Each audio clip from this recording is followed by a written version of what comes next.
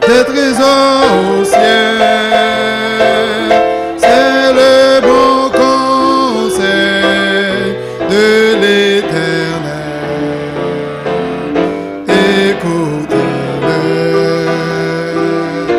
il est essentiel. C'est le destin le plus naturel.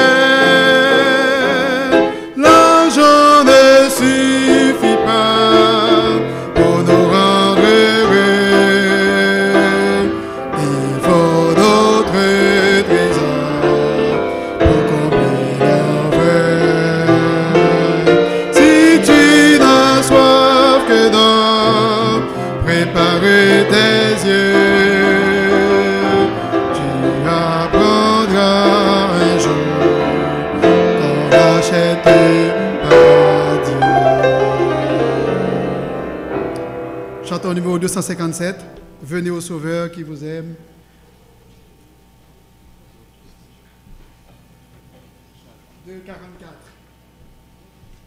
« 2,44 parce que l'heure est avancée.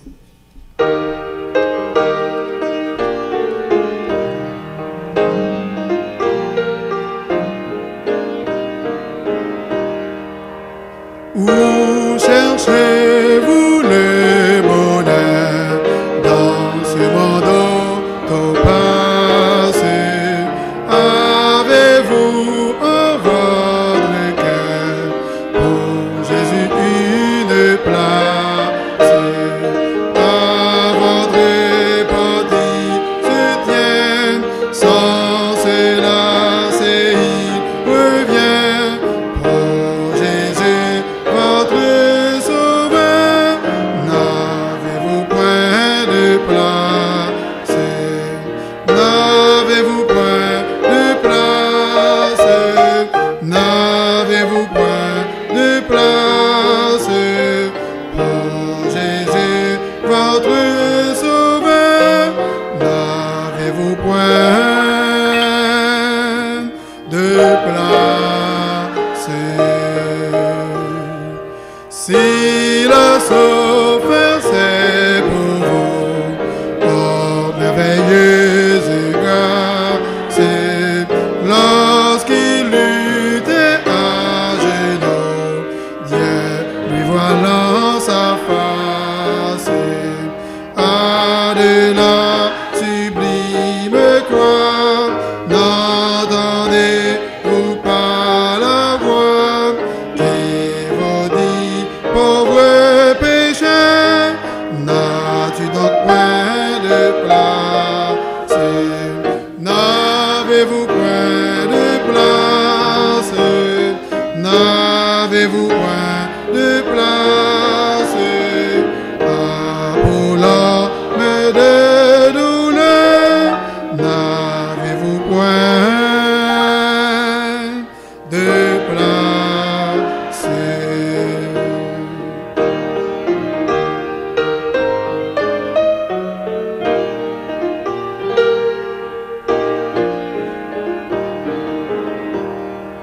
Si le monde a votre cœur, croyez-vous donc qu'il fasse jusqu'au bout votre bonheur?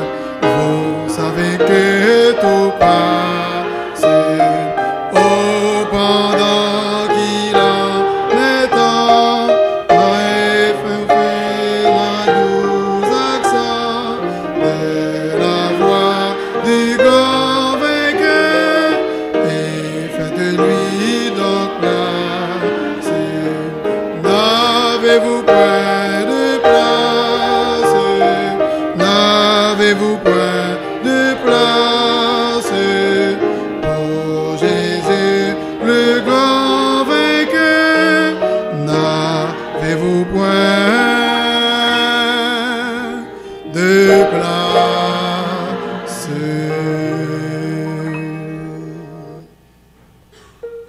Nous allons chanter C'est terre que je respire avec elle arrive, c'est terre que je respire.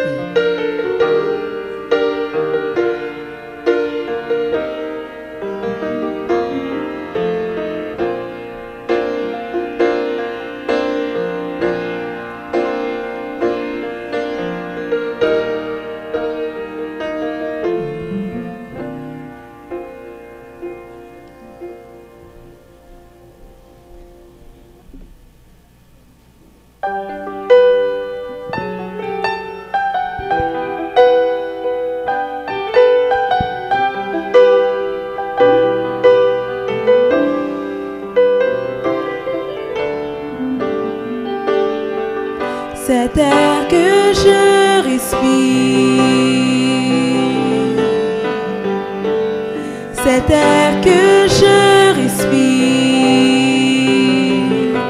c'est ta présence qui vit en moi.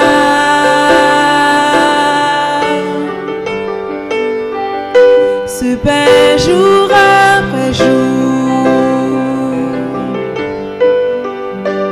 ce pain jour après jour, c'est ta parole donnée pour moi. Et moi,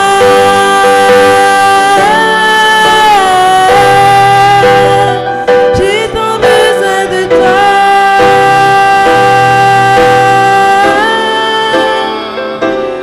Et moi,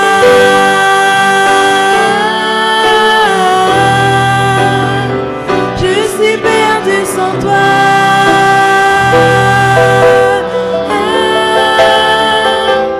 Et moi,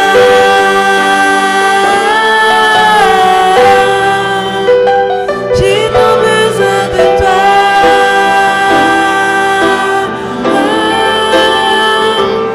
Et moi,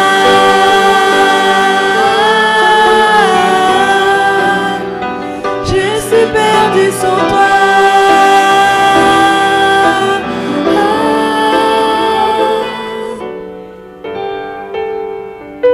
Cet air que je respire, cet air que je respire,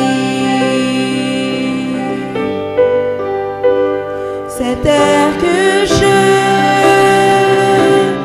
respire.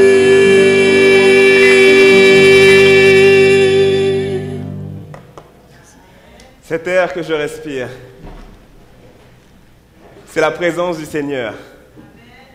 Soir après soir, nous venons ici en la présence du Seigneur. Et de la part du Seigneur, je souhaiterais vous souhaiter une bonne et agréable soirée. Bonsoir, chers amis. J'espère que la journée de congé vous a fait énormément de bien et que vous avez pu jouir d'un peu de temps de repos. Vous savez, quant à moi, je vous remercie pour vos prières d'avance parce que ma voix, ça va beaucoup mieux. Donc, merci pour vos nombreuses prières. Soir après soir, nous avons le plaisir d'être ensemble et si c'est la première fois que vous nous visitez, nous vous souhaitons une cordiale bienvenue. J'espère que vous avez reçu le livre de la croisade, le livre de la campagne d'évangélisation, le livre de la série de conférences que j'ai choisi spécialement pour vous. Si vous ne l'avez pas reçu, vous avez juste à lever la main et une hôte ou une hôtesse viendra vous voir et vous remettra ce livre. Ce livre vous aidera dans la quête du bonheur puisque le sujet de cette série de conférences, c'est « Où cherchez-vous le bonheur ?» Sachez qu'à l'intérieur, il y a une carte et cette carte nous permet d'enregistrer vos présences. Après cette présence, vous aurez le plaisir d'avoir ce joli livre, La tragédie des siècles. C'est un livre qui vous aidera lui aussi dans la connaissance du bonheur. Et à vrai dire, ce soir, j'aimerais savoir si Dave est ici. Derry Dave, je sais qu'il... Oh, il est en haut. Est-ce que vous voulez bien descendre afin qu'on puisse vous remettre votre livre? Donc, ça, c'est le beau livre que Dave va avoir le plaisir d'avoir et de lire. Donc, sachez qu'après 14 présences, nous allons pouvoir vous remettre cette belle Bible. Et cette Bible contient le résumé de presque tous les messages que nous partageons soir après soir. À vrai dire, je vous l'ai déjà dit et je vous le redis encore parce que je veux vraiment que vous compreniez. Cette Bible-là, elle est ordinaire, mais cette Bible-là, elle est spéciale parce qu'elle contient le résumé de tous les messages que nous partageons soir après soir. Et vous ne pouvez pas la trouver n'importe où. Mais sachez que ce soir, puisque une personne a 14 présences, Fabiola Bernard, est-ce qu'elle est là, Fabiola? Non, Fabiola n'est pas là. Donc, je vais conserver la Bible de Fabiola et puis... Oh, Fabiola arrive, il suffit de dire son nom. Donc, c'est la belle Bible que je souhaiterais remettre à Fabiola. Donc mes félicitations, Fabiola. J'espère que la lune de miel a été bonne. Vous savez, certains d'entre nous se sont mariés samedi avec le Seigneur, samedi soir. Et j'espère que vous avez consommé votre lune de miel. Vous savez, lorsqu'on se marie avec le Seigneur, c'est toujours une expérience formidable. Et des fois, la lune de miel tarde un petit peu, mais elle arrive toujours. Et quand elle arrive, c'est formidable. Je suis sûr que certains d'entre vous, vous vous rappelez de votre lune de miel, n'est-ce pas? Oh, je vois des sourires sur le visage de mesdames. Oh, je pense qu'elles se rappellent de leur lune de miel. Donc, c'est toujours une expérience formidable, une lune de miel, expérience hors du commun. Donc, sachez que nous allons encore avoir une belle cérémonie de mariage. Et Dieu nous a bénis, en fin de compte, samedi soir, avec une belle cérémonie. Donc, on a certains d'entre vous qui se sont fait baptiser samedi soir. Et ce samedi-là, Dieu encore nous fait grâce d'avoir une belle cérémonie. Pour tous ceux d'entre vous qui ont fait les plans de se marier avec Jésus, samedi soir de 7h à 8h30, eh ben, vous allez pouvoir vous marier avec Jésus. Pour ceux d'entre vous qui n'ont pas encore signé leur carte, sachez que ce n'est pas grave, parce que jeudi soir, vous allez pouvoir venir de 7h à 8h30. Et nous allons pouvoir répondre à toutes vos questions, vous donner toutes les indications afin de pouvoir vous préparer ce samedi pour votre belle cérémonie de baptême et de mariage avec Jésus. Oui. Ce soir, le titre de la présentation de ce soir. Ce titre est le suivant. Le plan divin pour notre sécurité financière. Le plan divin pour notre sécurité financière. Je vous invite à incliner la tête avec moi afin de demander l'assistance de Dieu. Seigneur Jésus éternel, je prie afin que ce soir, tu puisses articuler ton message afin que tes enfants puissent entendre ta voix, Seigneur. Seigneur Jésus, touche-les, prépare leur cœur, car tu as un plan pour eux et tu veux ce soir qu'ils entendent ta voix. Au nom de Jésus. Amen. Alors, le titre de la présence ce soir s'intitule « Le plan divin pour notre sécurité financière ». Alors, je vais vous poser une question intime. Vous savez, à chaque fois qu'on parle d'argent, là, on rentre dans l'intimité, dans l'intimité des gens. Alors, je vais vous poser une question intime. Bien sûr, si vous ne voulez pas me répondre, je comprendrai. Combien vous faudrait-il ce soir? Combien d'argent est-ce qu'il vous faudrait pour que vous soyez en sécurité? Je parle sur le plan financier. Combien d'argent est-ce qu'il vous faudrait? Est-ce que 100 000 $, ça vous irait? Oui? Non? C'est pas assez? Ok. Est-ce que 1 million $, ça vous irait? C'est trop? C'est pas assez? Ok. Je vois que vous êtes un peu mitigé là. Est-ce que 10 millions de $, ça vous irait? Ah, je pense qu'il y en a certains là qui sont déjà en train de rêver là, la maison de leur rêve et puis la voiture de leur rêve et puis peut-être pas une maison, peut-être une ou deux maisons, une en Haïti, peut-être une ici. Enfin, vous êtes déjà en train de faire des plans. Ok. Mais réfléchissez un moment. Est-ce que vous seriez vraiment à l'aise avec 10 millions de $? Est-ce que vous serez vraiment à l'aise avec ça? Qu'en est-il des voleurs? Qu'en est-il d'un probable krach du marché financier, un krach boursier? Qu'en est-il des gens qui viennent et qui prétendent pouvoir vous aider à économiser, à placer votre argent en bourse, et puis après qui viennent et qui vous dérobent votre argent? Qu'en est-il de la dépression mondiale? La crise financière. Qu'en est-il des guerres? Dans des guerres, vous savez, vous placez vos biens et puis vous achetez un immeuble et puis, bing, une bombe arrive ou il y a quelque chose et puis, qu'en est-il de tout ça? Vous savez, dans notre vie, la plupart des gens, eh ben, on a soit des métiers manuels ou bien des métiers où on ne fait pas 10 millions de dollars par an ou 1 million de dollars. À vrai dire, on fait même pas, certains d'entre nous, on ne fait même pas 100 000 dollars par an.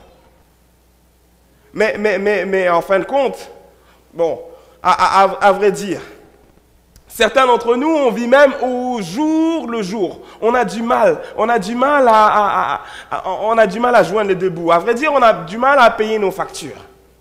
Je suis sûr que certains d'entre vous, ça leur arrive là. À vrai dire, certains d'entre nous, on ne peut même pas se payer une assurance pour protéger notre maison, pour protéger notre voiture, ou bien une assurance santé, une assurance vie. Certains d'entre vous, certains d'entre nous, on aimerait bien économiser pour ça, mais on a du mal. À vrai dire, des fois, certains d'entre nous, on lit les magazines. Et il y a des magazines qui nous promettent. Ils nous promettent de nous enrichir rapidement. En fin de compte, ces magazines nous disent, ils nous donnent des moyens, et en fin de compte, pour devenir riches en peu de temps. Et tout ce qu'il faut faire, c'est leur envoyer un petit chèque, et puis des fois recevoir des produits, et puis on peut vendre les produits, et puis quand on vend les produits, ils nous disent qu'on va devenir riche rapidement. Ils nous font acheter quelque chose, on l'achète, et puis après ils nous disent qu'on a juste à trouver 2-3 clients, et puis signer d'autres personnes qui eux vont faire la même chose, et puis finalement on va toucher sur ce qu'on vend, et puis on va même toucher sur leurs bénéfices. Vous avez déjà entendu parler de ce genre de compagnie-là? Je pense que certains d'entre vous, vous avez déjà entendu parler de ce genre de compagnie. Elles vous disent que vous allez être riche en peu de temps. Et il faut leur envoyer un petit chèque. Et puis après, vous pouvez prendre votre retraite sur une belle plage comme ça. Ah oui, une belle plage dans la mer des Caraïbes ou à Hawaï ou je ne sais où. Un endroit où il n'y a plus de neige l'hiver. Oh, un endroit où il fait vraiment beau. Vous avez juste à boire quelque chose sur le sable fin et puis vous êtes bien. Mais en fin de compte, ce que les gens ne vous disent pas, c'est que ce n'est pas votre retraite, mais c'est leur retraite que vous êtes en train de payer. Parce qu'avec votre argent, avec votre chèque, ces gens-là, ils vont aller ici et vous allez rester ici dans la neige et dans l'hiver. À vrai dire, quand il va faire moins 40, vous allez venir, vous allez gratter votre voiture et puis vous allez même avoir un goût amer dans la bouche. Et eux, ils seront là-haut en train de se dorloter avec votre argent. Vous savez, on n'a pas besoin d'un programme mirobolant. Un programme, en fin de compte, qui nous dit que bon, on envoie de l'argent et puis on va gagner de l'argent en 5 minutes. Comme ça. En fin de compte, ce qu'on a besoin, c'est d'une vraie sécurité financière. Et ce soir, en fin de compte, je vais partager avec vous le plan de Dieu. Le plan de Dieu pour notre sécurité financière. Sa façon, la façon de Dieu pour prendre soin de nos finances et pour prendre soin de nos besoins matériels. Et vous savez, le plan de Dieu, contrairement au plan des hommes, ça marche toujours. Hein? Son plan fonctionne autant bien si vous avez beaucoup d'argent et si vous avez peu d'argent. Son plan fonctionne aussi. Donc c'est un plan pour tout le monde. Et en fin de compte, le plan de Dieu, c'est le seul plan qui demeure. C'est le seul plan qui demeure. Il n'y en a pas d'autres. Les autres plans, ils ne demeurent pas. Mais le plan de Dieu, il demeure tout le temps. Et en fin de compte, ce plan de Dieu apporte toujours les résultats escomptés. Le plan de Dieu apporte toujours quoi? Les résultats escomptés. Vous savez, la vie est extrêmement incertaine. Il est difficile de prédire ce qui va arriver d'un moment à l'autre. Vous savez, vous pouvez acheter une belle maison et puis vous vous dire, ok, vous vous dites, bon, j'achète une belle maison et puis vous êtes bien content, finalement, vous économisez, vous épargnez, à la fin du mois, vous payez en fin de compte votre mortgage tous les mois et puis finalement, votre maison, vous êtes bien content. Vous arrivez à la fin et puis vous vous dites, ah, moi, j'ai plus besoin de payer mes traites sur ma maison, c'est bon, c'est là, ça c'est ma petite retraite, ça. Et puis en fin de compte, le feu arrive. Le feu arrive, il survient, il détruit votre maison. Et là, vous commencez à vous gratter la tête. Ou bien, si ce n'est pas le feu, c'est une tornade qui arrive. Et la tornade vient, elle détruit toute la maison. Ou si ce n'est pas une tornade, c'est une inondation. Il y a toujours quelque chose. On ne sait pas ce qui peut arriver. Mais il y a des choses qui arrivent, des catastrophes qui arrivent. Des catastrophes naturelles. Oui. Vous vous sentez en sécurité, mais en fin de compte, vous ne pouvez pas vous sentir en sécurité en plaçant votre bien dans votre maison. Parce que vous ne savez jamais ce qui peut arriver. Lisons ensemble la parole de Dieu dans Luc 12, versets 19 à 20. Et je dirai à mon âme, tu as beaucoup de biens en réserve pour plusieurs années. Repose-toi, mange, bois et te réjouis. Vous savez, quand on a beaucoup de biens, on peut se dire je vais relaxer un petit peu, j'ai des biens, j'ai 4, 5 maisons, je peux en louer, à vrai dire, et puis j'ai quelques voitures, j'ai des biens financiers. Mais Dieu lui dit, insensé, cette nuit même, ton âme te sera demandée. Et ce que tu as préparé, pour qui sera-t-il? En fin de compte, et puis on arrive dans la nuit, on a une crise cardiaque. Et on ne jouit pas de nos biens. Ou on est là, on se fait frapper par une auto et on meurt. Ou il y a quelque chose d'autre qui arrive. Un problème de santé. Et Dieu dit, insensé, parce que tu vas mourir. Vous savez, lui, cet homme-là, c'est un directeur de banque. Et en fin de compte, il travaille dans la banque, il travaille 40 à 80 heures par semaine. C'est un bourreau de travail, il travaille vraiment par la banque. Et puis un jour, pour la banque, et puis un jour, il reçoit un coup de fil. On me dit, monsieur, on est vraiment désolé, mais bye bye. Au revoir. C'est pas la peine de revenir travailler encore. Il a donné sa vie pour la banque. Il a travaillé. Mais du jour au lendemain, c'est fini. Vous savez, certains d'entre nous, on s'est donné pour une entreprise. Et puis du jour au lendemain, l'entreprise ferme. Ça vous est déjà arrivé? Ou bien vous allez travailler, lundi vous allez travailler, lundi d'après vous n'avez plus de travail. C'est comme si on peut même pas faire confiance à notre travail, on ne sait pas si on va le garder, on ne sait pas si l'entreprise va faire faillite. Combien d'entreprises ont licencié cette année? On en a entendu, ça fait la manchette des journaux. Et vous savez, la dette personnelle se trouve à un niveau sans précédent parce qu'on vit à crédit. On les cartes de crédit, on paye tout avec les cartes de crédit. Et après, on n'a plus de travail. Et qu'est-ce qui se passe quand on n'a plus de travail? On ne peut plus payer. C'est la faillite. Savez-vous que les Canadiens sont vraiment très, très endettés? Parmi les plus endettés au monde. Ils vivent au-dessus de leurs moyens. Oui. Et en fin de compte, quand on n'a plus d'argent, on peut rarement payer les intérêts. Mais savez-vous que le livre de la Bible, le livre de l'Apocalypse, il aborde des questions sur les économies, sur l'économie de notre époque. Et en fin de compte, qu'est-ce que le livre de l'Apocalypse? Qu'est-ce que la Bible dit sur l'économie? Lisons ensemble Apocalypse 18, versets 14 à 16. Les fruits que désirait ton âme sont allés loin de toi, et toutes les choses délicates et magnifiques sont perdues pour toi, et tu ne les retrouveras plus. Apocalypse 18, après, dit la plus grande dépression économique de l'histoire. Et en fin de compte, ce n'est pas la dépression d'une nation, mais en fin de compte, c'est la chute, une chute économique mondiale. Alors, si vous vous sentez en sécurité avec votre argent à la banque, je vous invite à vous rappeler du krach boursier de 1929. Le jeudi noir. Donc, l'argent, on n'est pas en sécurité à la banque. Lisons encore la parole de Dieu dans Apocalypse 18, 14 à 16. Les marchands de ces choses qui se sont enrichis par elles se tiendront éloignés dans la crainte de son tourment. Ils pleureront et seront dans le deuil et diront en une seule heure, tant de richesses ont été détruites. Le krach boursier, l'effondrement de l'économie mondiale. Oui, il n'y a aucune sécurité en dehors de Jésus-Christ. Aucune sécurité en dehors des principes de la Bible. Vous savez, l'été dernier, on a suivi la saga des États-Unis. Avez-vous suivi cette saga? La saga financière des États-Unis. En fin de compte, avec la dette des États-Unis. Et tout le monde se demandait est-ce que les États-Unis allaient perdre leur cote triple A. Oui, tout le monde se posait cette question-là.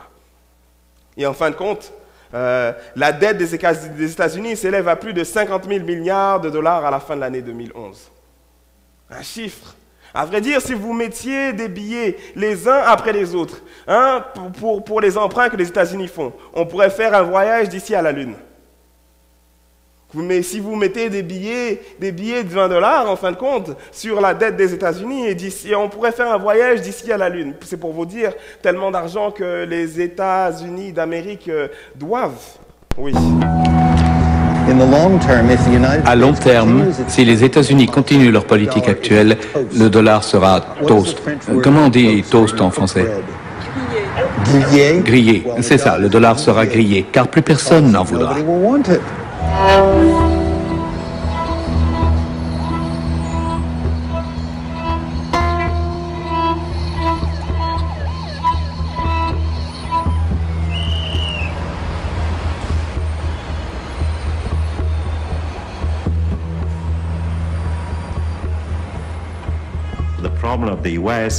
Le problème aux États-Unis, c'est que le consommateur dépense plus qu'il ne gagne.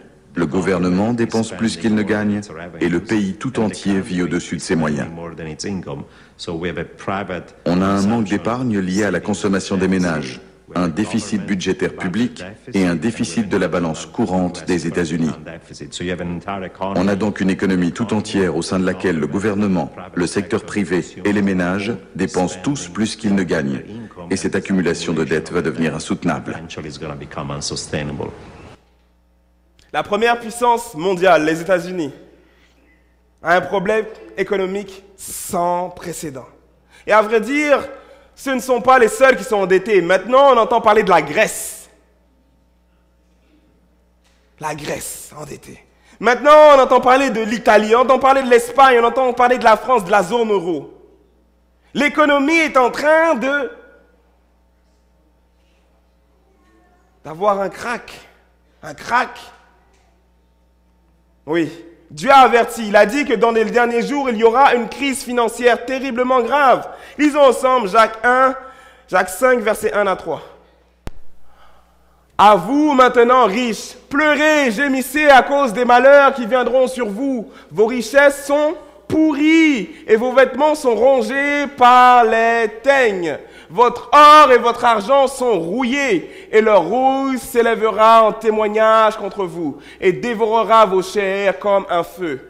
Vous avez amassé des trésors dans les derniers jours. Vous avez amassé de l'argent, vous avez amassé des trésors, mais ça ne vaut plus rien. Oui. Jacques 5, versets 4 à 5 continue. Voici le salaire des ouvriers qui ont moissonné vos champs et dont vous les avez frustrés. Et les cris des moissonneurs sont parvenus jusqu'aux oreilles du Seigneur des armées.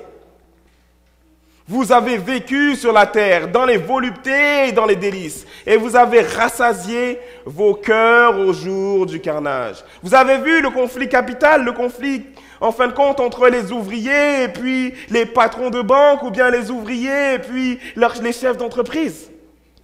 Vous allez travailler, nous allons travailler généralement. Et on a un petit salaire. On nous donne un petit salaire. Mais les patrons, eux, ils s'en font de l'argent. Vous avez entendu parler de Occupy Wall Street? Non? C'est un mouvement qui est en train de prendre de l'ampleur et ça prend énormément d'ampleur. Les banques s'enrichissent et les gens deviennent de plus en plus pauvres. À vrai dire, les gens à Wall Street s'enrichissent et les gens deviennent de plus en plus pauvres. Avez-vous remarqué que votre pouvoir d'achat a diminué? Le pouvoir d'achat a diminué. Avant et tout, vous alliez acheter des choses, ça coûtait beaucoup moins cher que ça. Mais maintenant, vous allez acheter des choses, ça coûte excessivement cher.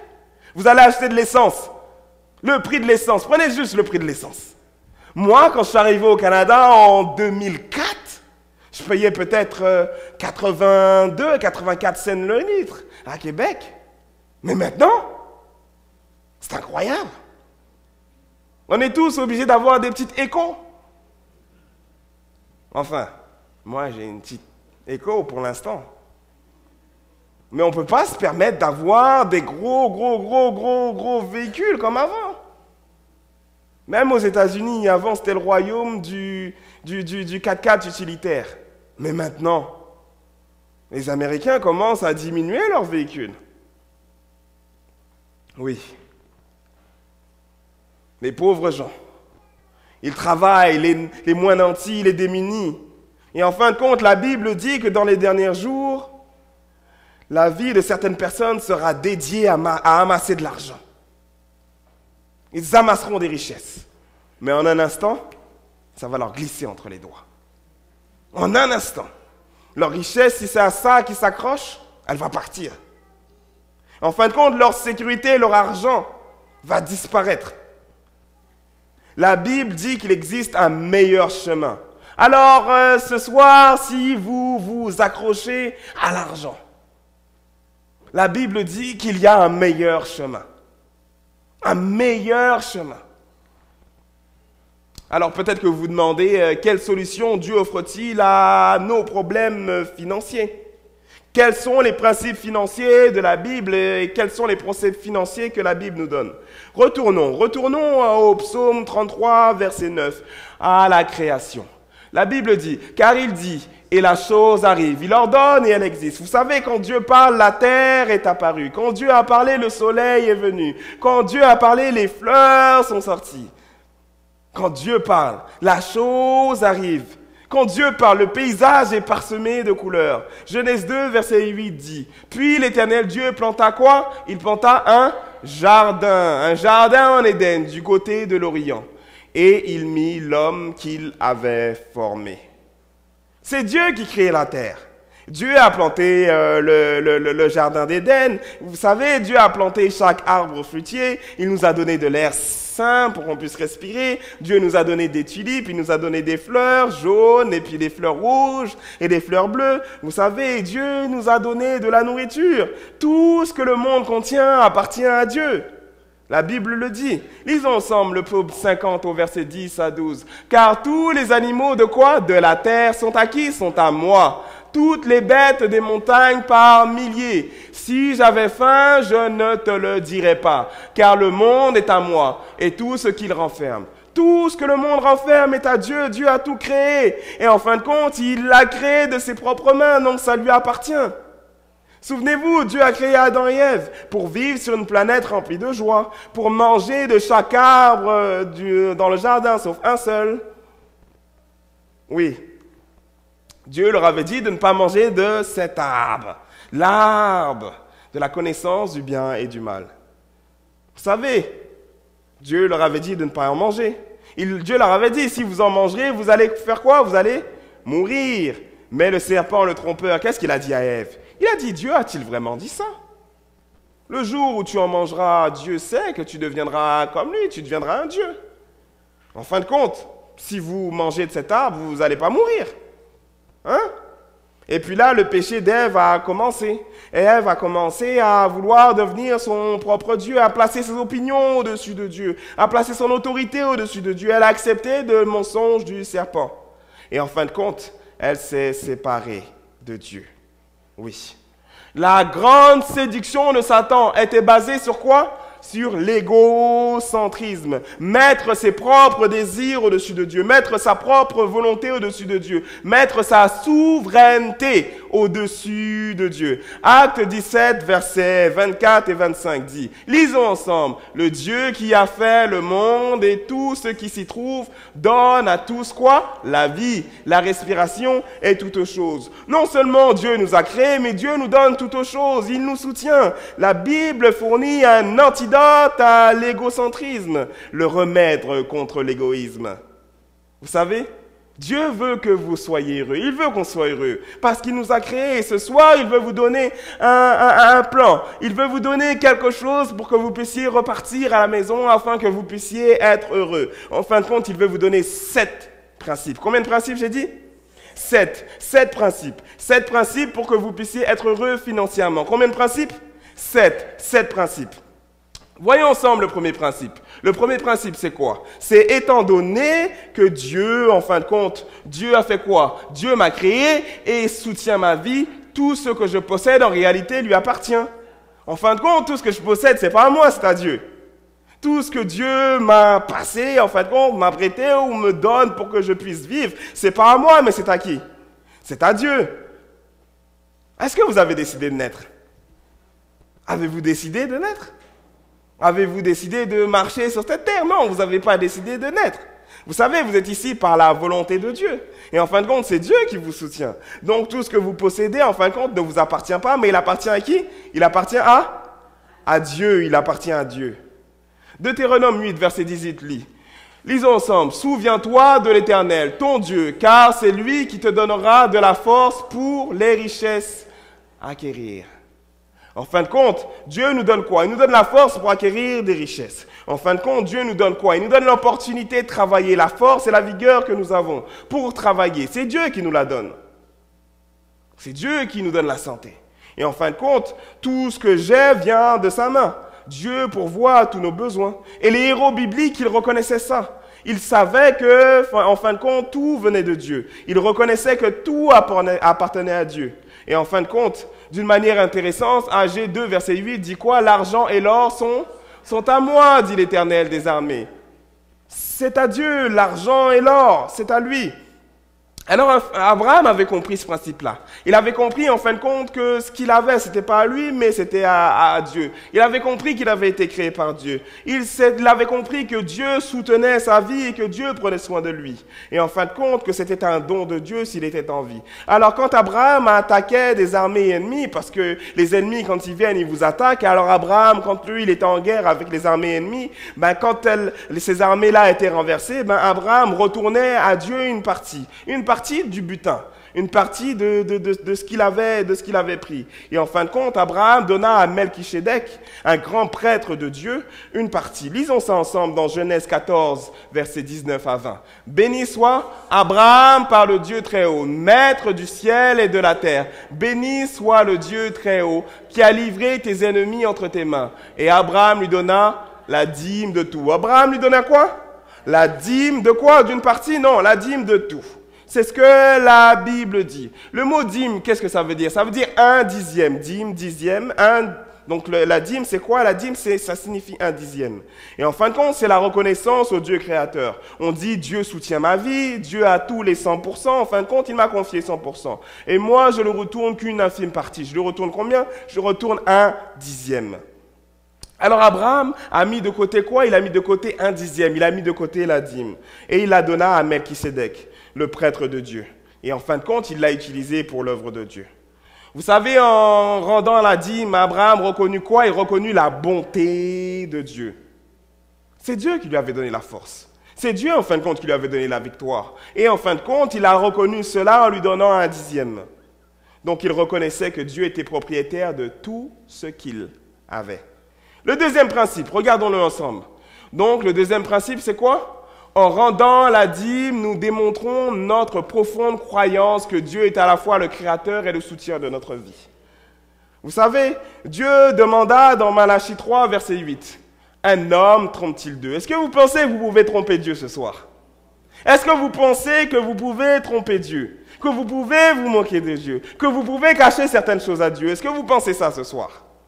Non. La Bible dit qu'on ne peut rien cacher à Dieu. À vrai dire, Dieu connaît même nos pensées. Nous avons vu ça précédemment. Et vous savez, Dieu, en ce moment-là, ici, là, il fait référence à quoi? Il fait référence à l'argent. Il fait référence aux offrandes et aux dîmes. Dieu demanda. Qu'est-ce que Dieu demande ici? Dieu demanda. Est-ce que vous pouvez me tromper? Est-ce que vous pouvez me voler? Et en fin de compte, il dit... Car vous me trompez et vous dites en quoi t'avons-nous trompé? Vous me trompez, vous vous demandez et vous me dites en quoi t'avons-nous trompé? Eh bien, vous m'avez trompé dans quoi? Dans les dîmes et? Dans les dîmes et les offrandes. Dans les dîmes et les offrandes. Vous remarquez bien, Dieu fait bien une distinction entre les dîmes et les offrandes. Est-ce que c'est la même chose? Non, c'est pas la même chose. Dieu fait bien une distinction entre les dîmes et les offrandes. La dîme, en fin de compte, c'est Dieu dit que c'est une valeur qui est bien précise. C'est quoi? C'est 1/10. Un dixième en fin de compte, d'un montant bien spécifique. Avec la dîme, on reconnaît que Dieu est propriétaire de tout ce qu'on a. Donc on lui donne 10%, un dixième. Mais, en fin de compte, les offrandes, c'est quoi? Les offrandes, c'est un libre arbitre. Dieu ne spécifie pas un montant.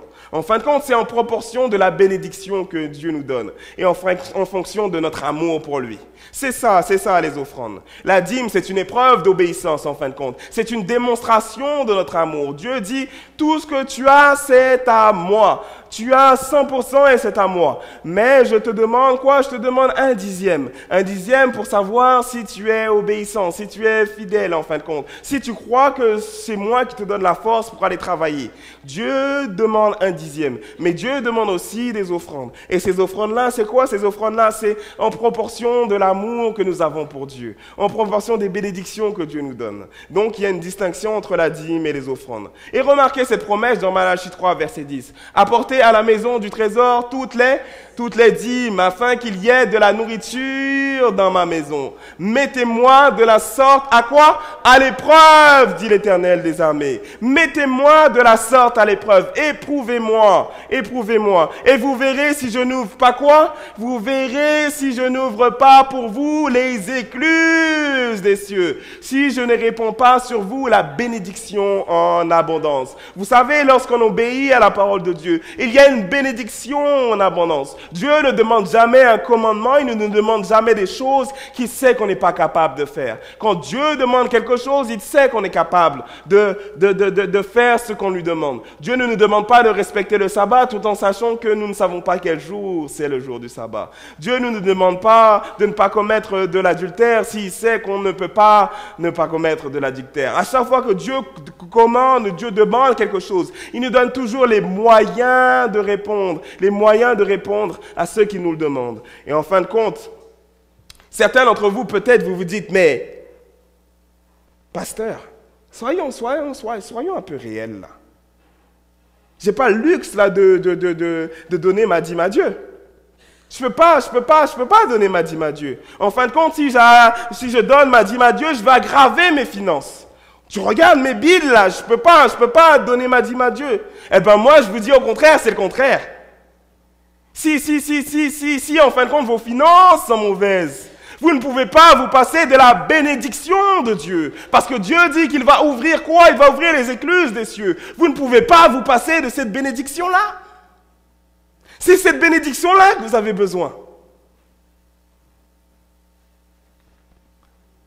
Oui, Dieu promet. Dieu promet que quand on lui remet quoi? On lui remet la dîme. Il ouvrira quoi? Il ouvrira les écluses des cieux. Dieu promet que lorsqu'on lui remet la dîme, il va répandre, il va nous donner une bénédiction qu'on ne peut recevoir. Et Dieu dit, mets-moi à l'épreuve. Mets-moi à l'épreuve. Mets-moi à l'épreuve.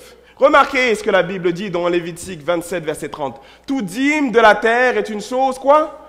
Consacrée à l'Éternel. Toute dîme est une chose sacrée de Dieu. En fin de compte, plus je m'endette, plus j'ai des problèmes financiers, plus il est important d'obéir et d'éprouver Dieu. Plus, en fin de compte, j'ai des soucis dans ma foi. Plus j'ai des problèmes de santé. Plus il est important d'éprouver Dieu et de regarder les miracles que Dieu va faire dans ma vie. Il y a quelqu'un qui disait, tu vois, Teddy, j'ai des soucis. Mais la seule chose que j'ai à faire, c'est de prier et de m'asseoir et de regarder comment Dieu va me sortir de là. En fin de compte, je sais déjà que Dieu va me sortir de là.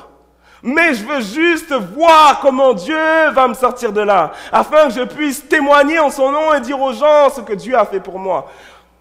Quand Dieu nous donne des promesses, on doit juste obéir et regarder comment Dieu va accomplir ses promesses. Vous savez comment Dieu a accompli ses promesses? Regardez William Colgate. Je pense que vous vous brossez les dents. Tout le monde se brosse les dents. Moi, je me brosse les dents 3 fois par jour. Peut-être qu'il y en a chez vous qui se brossent les dents 4 fois par jour. Peut-être que vous vous brossez les dents avec du Colgate. Ou peut-être que vous connaissez Rockefeller. L'un des hommes les plus riches, qui était le plus riche des États-Unis. Oh, peut-être que vous aimez manger du ketchup avec vos frites. Heinz. Oh, ou peut-être que vous connaissez les magasins J.C. Penney aux États-Unis. Peut-être que vous avez même déjà magasiné là. Ou peut-être que vous aimez les Kraft Dinner. James L. Kraft. Ou peut-être que vous aimez les chocolats Hershey. Est-ce peut-être que vous aimez ces chocolats-là? Je ne sais pas. Mais tous ces hommes, en fin de compte, ont donné la dîme au Seigneur. Et Dieu les a bénis d'une manière incroyable. Et quelqu'un est venu voir Rockefeller. Et cette personne lui a dit, c'est normal que vous donnez la dîme. Regardez l'argent que vous avez. Et Rockefeller lui dit, vous savez, quand je touchais $1,50, je donnais ma dîme. Si je pouvais donner ma dîme quand je touchais $1,50, maintenant que j'ai $1 million, c'est facile pour moi de donner ma dîme maintenant. Mais imaginez-vous donner de la dîme sur $1 million. C'est de l'argent, hein? Là, il faut le sortir. Mais si vous êtes fidèle dans les petites choses, quand les grandes choses arrivent, les grandes bénédictions de Dieu arrivent, eh bien, vous êtes fidèle aussi, c'est normal. Parce que vous avez été fidèle dans les petites choses. C'est la même chose qu'on demande à nos enfants. On demande à nos enfants, sois fidèle, sois obéissant dans les petites choses. Après, je te donnerai des petites tâches. Quand on est fidèle dans les grandes choses, on peut être fidèle dans les grandes choses. Oui. Alors, vous savez, tous ces gens, fabricants de fromage, de chocolat, et puis, tous ces gens étaient fidèles.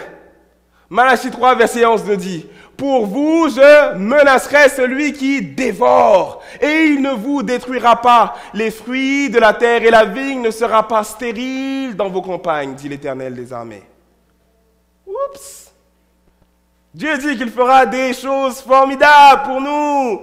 Mais peut-être que vous pensez, vous me dites, attendez, pasteur, là, il y a quelque chose qui ne marche pas. Moi, je connais des gens qui payent leur dîme. Et ces gens-là, oh, j'ai dit payer la dîme, excusez-moi, qui rendent la dîme au Seigneur. On ne la paye pas, hein? On la donne à Dieu. Alors, je connais des gens qui donnent leur dîme au Seigneur. Et ces gens-là, en fin de compte, ont des problèmes financiers. Peut-être que c'est ce qui vient à votre tête. Hein? Il y avait un fermier. Ce fermier s'appelait Jean. Et puis, il y avait une menace. Une menace qui arrivait. Jean était là, Jean était toujours fidèle. Il était toujours fidèle dans les dîmes et offrandes. En fin de compte, il donnait toujours sa dîme à Dieu. Et il donnait toujours ses offrandes à Dieu. Et Jean était quelqu'un vraiment de fidèle, quelqu'un de croyant.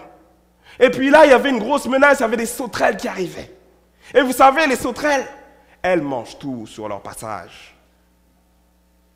Quand vous êtes un fermier, ce n'est pas des choses que vous voulez avoir. Alors vous savez, quand il y a des difficultés qui arrivent, qu'est-ce qu'on fait? On se met à genoux et on prie. Alors Jean s'est mis à genoux et il a prié, il a dit, Seigneur, s'il te plaît, épargne mon sang.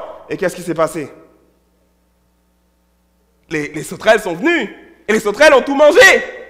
Elles ont mangé toute la récolte de Jean.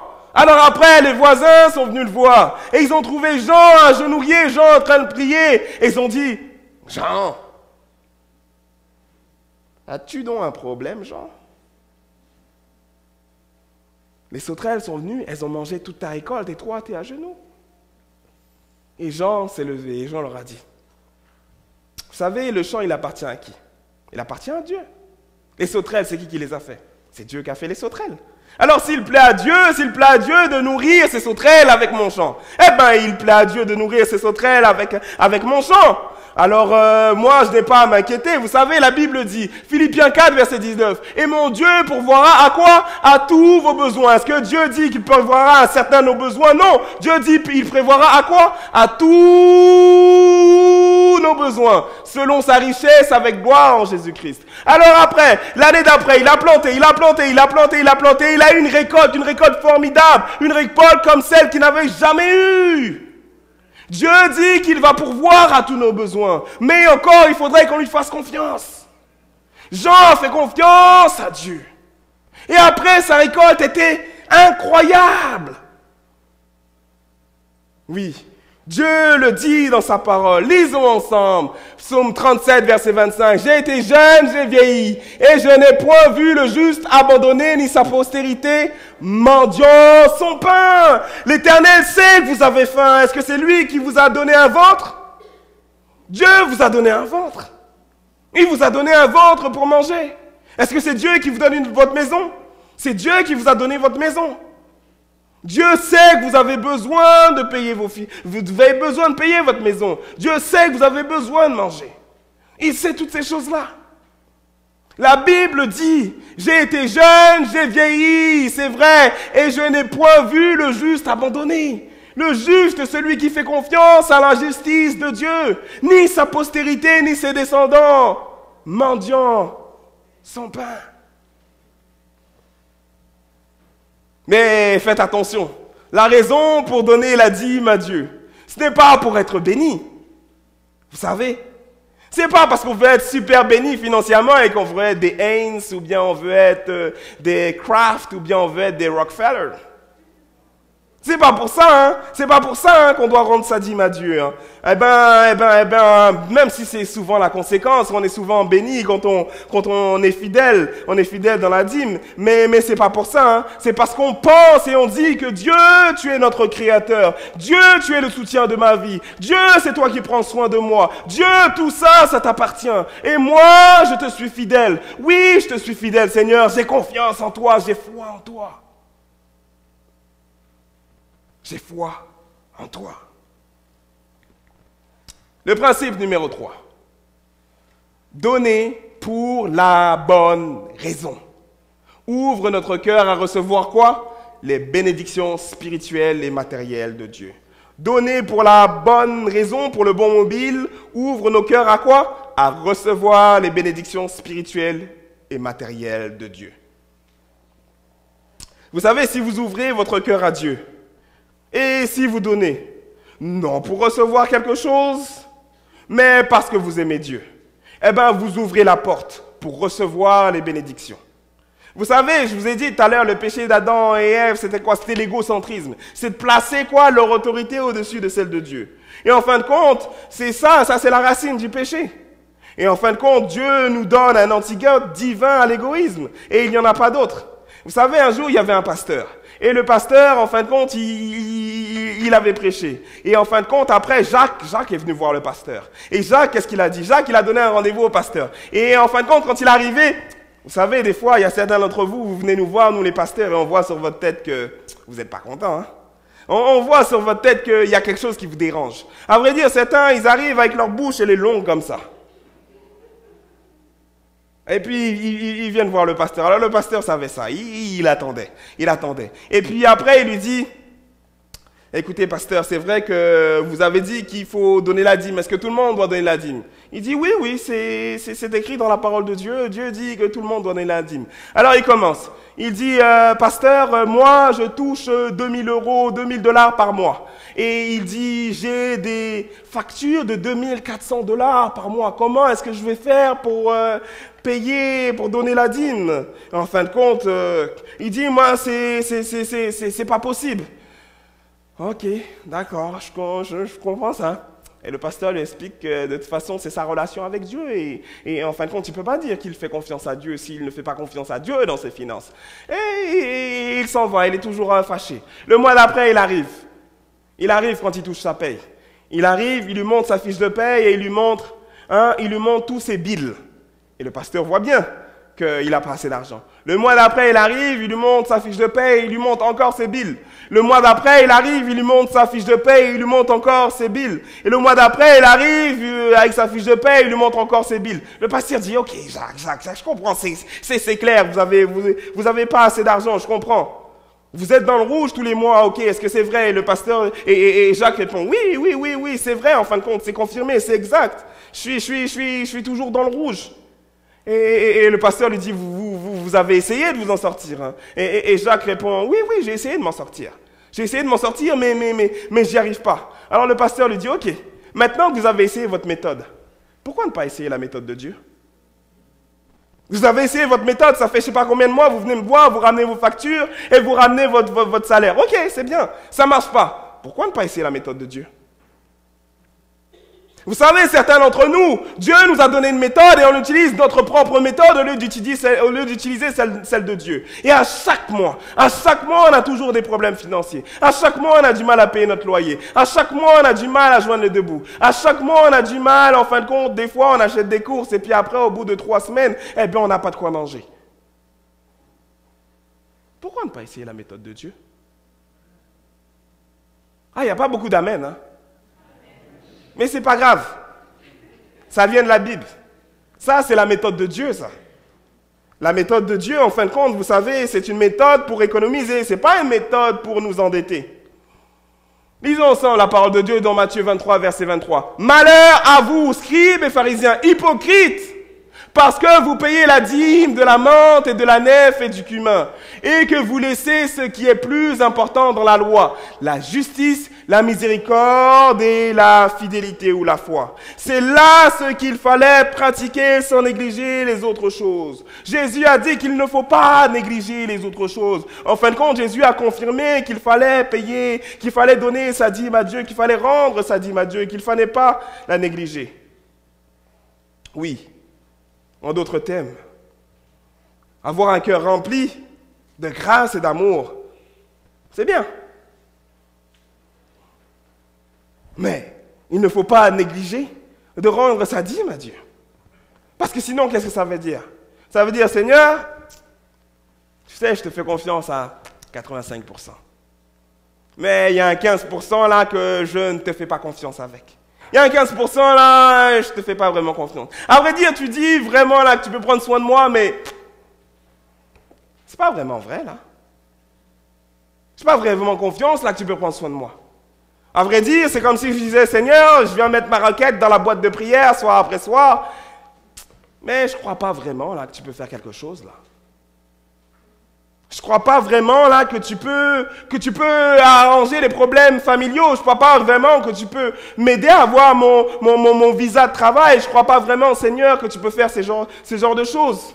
Le principe numéro 4. Donner nous apporte la profonde satisfaction de contribuer à l'avancement du royaume de Dieu. Contribuer à l'avancement du royaume de Dieu. Vous savez, la dîme est spécifiquement destinée à quoi? À la prédication de l'évangile. La dîme est utilisée spécifiquement pour la prédication de l'évangile à travers le monde. On entend de nombreuses histoires sur la satisfaction et sur l'augmentation et tout de la progression de l'évangile. On entend des endroits reculés, des endroits formidables où des gens ils vont dans ces endroits-là et ils prêchent la parole de Dieu. On entend des gens qui étaient dans des problèmes de drogue et d'alcool, qui découvrent la parole de Dieu et Dieu change leur vie. On leur montre vraiment le chemin du vrai bonheur. Mais il faut des gens qui se dédient entièrement à la prédication de l'évangile. Il faut des gens qui aillent donner des études bibliques. Il faut des gens qui se consacrent. Parce que la Bible dit que c'est lorsque l'évangile sera prêché que Jésus reviendra. Vous savez, à travers le monde entier, il y a des milliers et des milliers et des milliers de personnes qui prêchent l'évangile, qui parlent de Dieu, qui donnent des études bibliques, qui vont visiter les gens. Et ces personnes, ils ont des familles à nourrir. C'est vrai ou c'est pas vrai? Oui. C'est destiné à la prédication de l'évangile. Le principe numéro 5. Il n'y a pas plus grande motivation pour donner que la croix. Il n'y a pas plus grande motivation pour donner que la croix. La croix nous donne un principe, un principe incroyable. Vous savez, l'économat humain, le principe de l'économat humain, c'est quoi? C'est en fin de compte, j'accumule et j'accumule et j'accumule et j'accumule tout pour moi. C'est ça l'économie humaine. C'est plus j'en ai, plus je suis content. En fin de compte, on vit dans une société de consommation. Et on consomme. À vrai dire, chez nous, on a des choses qu'on achète, des fois, on ne les utilise même pas. Il y a plein de choses que j'ai chez moi, je n'ai même pas besoin. Il y a des choses que j'ai chez moi, je les ai utilisées 1 ou 2 fois. Il y a des linges, vous venez là dans ma garde-robe, là, et puis vous trouverez des pantalons que j'ai mis il y a 2 ans. Il y a des pantalons que j'ai là que je ne mets même pas. Il y a des chemises que j'ai que je ne mets même pas. Et ma femme, elle a des chaussures. Vous savez, les femmes sont amoureuses des chaussures, là. Je ne sais pas si c'est comme ça, là, chez vous, là. Mais les femmes, elles aiment les choses, elles aiment les sacs. Elles aiment les chaussures et elles aiment les sacs. Beaucoup de sacs. Alors chez moi, je pense qu'il y a un sac pour chaque couleur. Il y a des chaussures pour chaque couleur aussi. Et il faut la chaussure qui matche avec le sac. Vous savez, on a des choses qu'on n'a pas besoin. Et l'économat humain, c'est on accumule des choses pour soi. Mais l'économat divin, c'est quoi? C'est les autres sont plus importants que nous. Les autres sont plus importants que nous. D'ailleurs, Jésus nous dit dans Jean 3, verset 16, « Car Dieu a tant aimé le monde qu'il a fait quoi? Qu'il a donné. Il a donné qui? Il a donné son Fils unique. Vous savez, quand on aime, on donne. Oui. Alors, ça m'amène à vous poser la question et à me poser la question, où est mon cœur? Où est mon cœur? Oui. Le principe numéro 5. Le principe numéro 5. Il n'existe pas de plus grande motivation pour donner que la croix. Jésus est le don suprême du ciel. Et vous savez, si Jésus a tant donné pour nous, si Jésus est venu et il s'est crucifié pour nous, comment puis-je refuser quoi que ce soit à Dieu? Non seulement il pourvoit à mes besoins, mais comment est-ce que je peux lui refuser quoi que ce soit? Dieu m'a créé, il me soutient. Le principe numéro 6, sacrifier pour la cause de Dieu nous enseigne de profondes leçons de confiance. Vous savez, quand je rends la dîme, quand je ne peux pas payer la facture, la Bible m'enseigne quoi? Elle m'enseigne, cherchez premièrement quoi? Le royaume et la justice de Dieu. Et toutes ces choses vous seront données par-dessus tout. Et toutes ces choses, qu'est-ce qu'il parle dans toutes ces choses? Qu'est-ce que la Bible dit dans toutes ces choses? Qu'est-ce que Dieu parle quand il dit toutes ces choses? Dieu parle des vêtements. Dieu parle de notre logement. Dieu parle de tout ce dont nous avons besoin. À vrai dire, un jour, Jésus était en train de dire à ses disciples, « Vous avez tout quitté pour moi, pour la prédication de l'Évangile. Est-ce que vous avez manqué un jour de quelque chose? » Et les disciples ont dit non. Nous n'avons rien manqué. Quand vous faites confiance à Dieu, quand vous avez foi en Dieu, eh bien Dieu fait des miracles pour vous. Alors on nous dit, cherchez premièrement quoi? Le royaume de Dieu et la justice. Et toutes les choses, tout ce que nous avons besoin, toutes ces choses-là, nous seront données par-dessus tout. Une femme nous sera donnée par-dessus tout. Un mari nous sera donné par-dessus tout. Un travail nous sera donné par-dessus tout. Une maison nous sera donné par-dessus tout. Une voiture nous sera donnée par-dessus tout. Des enfants nous seront donnés par-dessus tout. Toutes ces choses nous seront données par-dessus tout. Lorsqu'on met Dieu en avant. Oui. Alors, peut-être que, en fin de compte, vous vous demandez, Seigneur, qu'est-ce que tu es en train de me dire ce soir? En fin de compte, voici ce que Dieu est en train de vous dire. Dieu est en train de vous dire que 9 dixièmes avec sa bénédiction. 9 dixièmes avec sa bénédiction, c'est plus que 10 dixièmes sans sa bénédiction. 9 dixièmes avec les écluses des cieux ouvertes, c'est plus que 10 dixièmes sans la bénédiction de Dieu. En fin de compte, il faut de la foi. Et quand notre vie spirituelle est mise à l'épreuve, quand on se met à genoux et qu'on dit « Seigneur, c'est toi qui agis. Agis. Dieu agit. Dieu ouvre les écluses des cieux pour nous. » Oui. Vous savez, certains d'entre nous, on a essayé tout un tas de méthodes. Mais Dieu, en fin de compte, veut ce soir, il veut ce soir qu'on utilise une autre méthode. Il y avait une femme. Cette femme habitait dans la région de Toronto. Et c'était une dame âgée. En fin de compte, Céline avait accepté l'évangile. Mais elle avait entendu parler de la dîme, mais elle avait tout un tas de factures et c'était difficile pour elle. À vrai dire, elle avait vraiment vraiment des difficultés financières. C'était comme si elle ne pouvait pas, elle ne pouvait pas donner sa dîme parce que le jour où elle donnerait sa dîme, elle savait que ce serait soit elle dormirait dehors ou soit elle ne mangerait pas. Elle savait. C'était pas juste c'était juste là ses finances là. C'est vraiment que elle pouvait pas. Et en fin de compte, il y avait des factures qui étaient impayées. Ces factures étaient impayées. Et en fin de compte, c'était dans les années 1900. Et son petit-fils l'aidait et lui envoyait $8.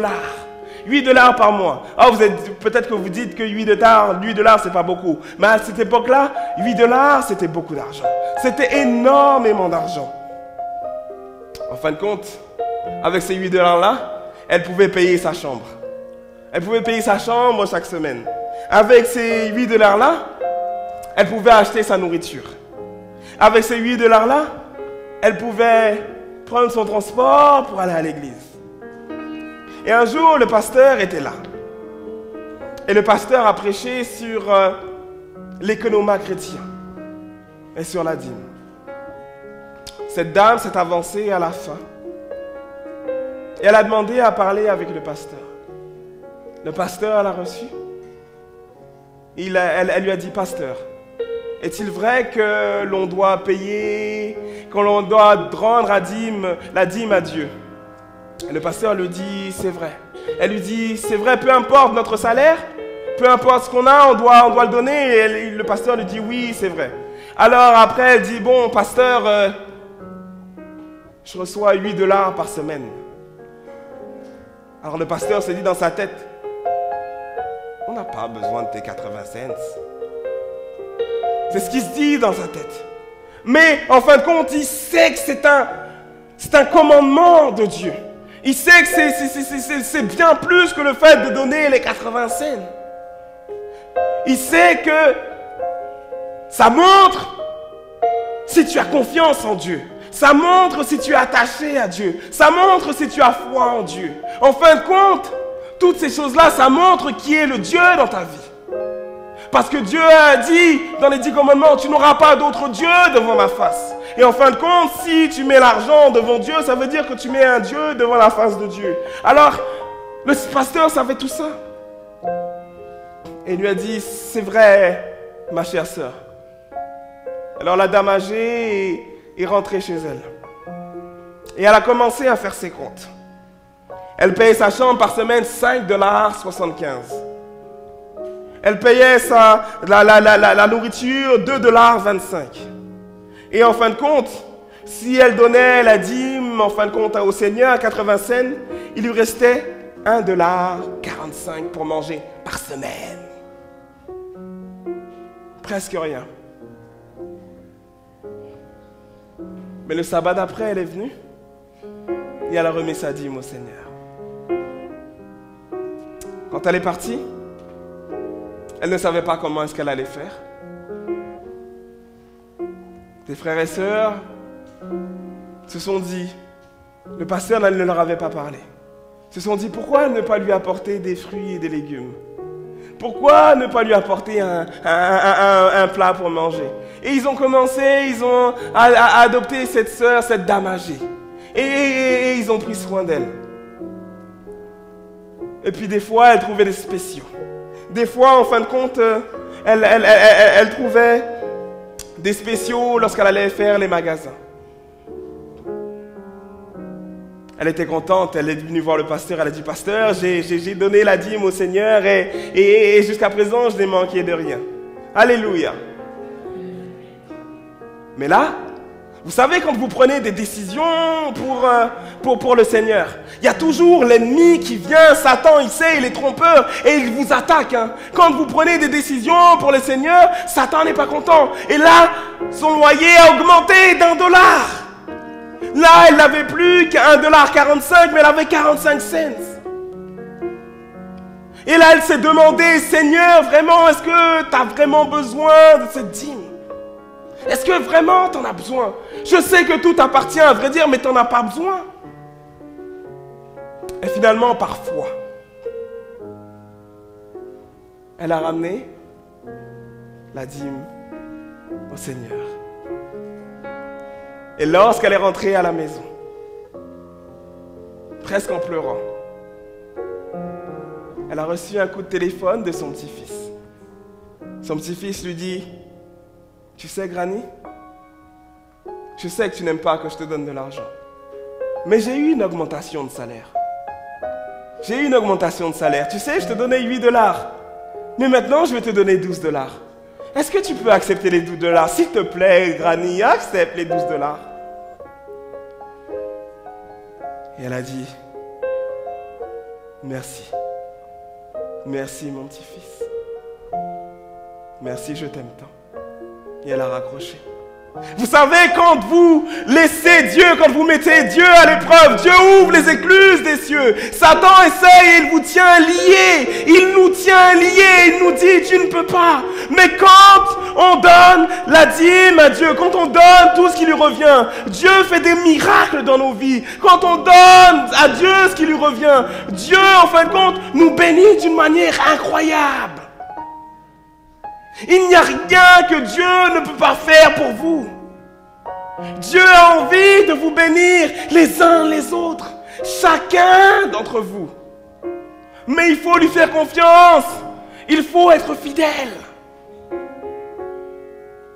Vous savez, la fidélité, c'est ce qu'il y a de plus important. D'ailleurs, la Bible le dit dans Apocalypse 14. Elle dit, c'est ici la persévérance des saints, c'est-à-dire l'endurance, ceux qui sont fidèles, ceux qui gardent les commandements de Dieu, ceux qui sont fidèles. Mes frères et mes sœurs, je ne sais pas quelle est votre situation financière. Je n'en ai aucune idée. Mais laissez-moi vous dire que lorsque vous mettez Dieu à l'épreuve, et j'en ai le sourire parce que j'ai déjà mis mon Dieu à l'épreuve, et à vrai dire, certains d'entre vous ont déjà mis Dieu à l'épreuve. Vous avez déjà, certains d'entre vous, fait le fonds de placement, et vous savez ce qui est passé, ce qui s'est passé.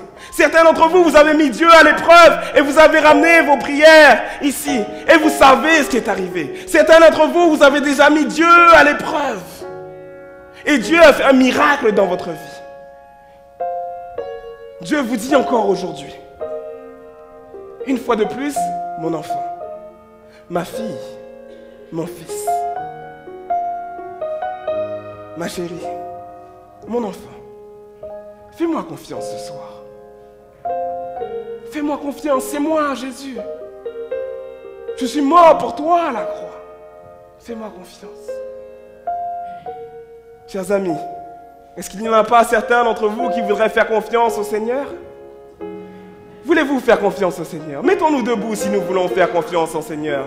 Et chantons ensemble. Oui, prends tout Seigneur, entre tes mains j'abandonne. Alors peut-être qu'on peut nous afficher le 489. Oui, entre tes mains j'abandonne. Et nous allons chanter tous ensemble. Entre tes mains j'abandonne tout ce que j'appelle le mien.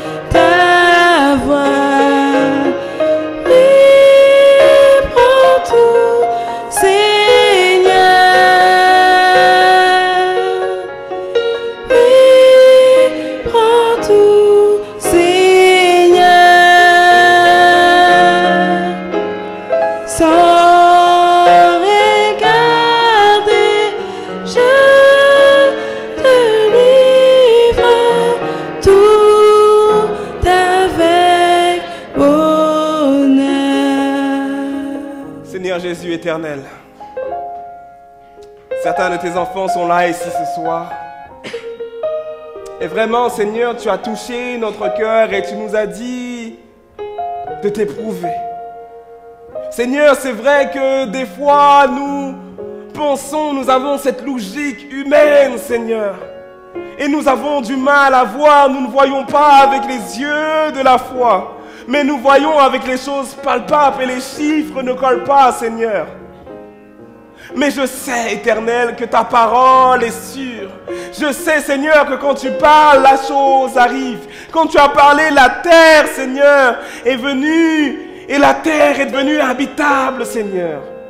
Je prie, Éternel, afin que tu puisses ouvrir les écluses des cieux pour mes frères et mes sœurs qui puissent te mettre à l'épreuve.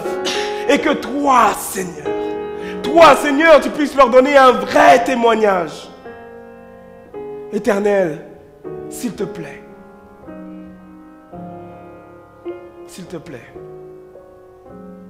fais du bien à tes enfants. Aide-nous à être fidèles, Seigneur. Au nom de Jésus. Amen. Je vous souhaite une excellente soirée. Que Dieu vous bénisse. Sachez que nous allons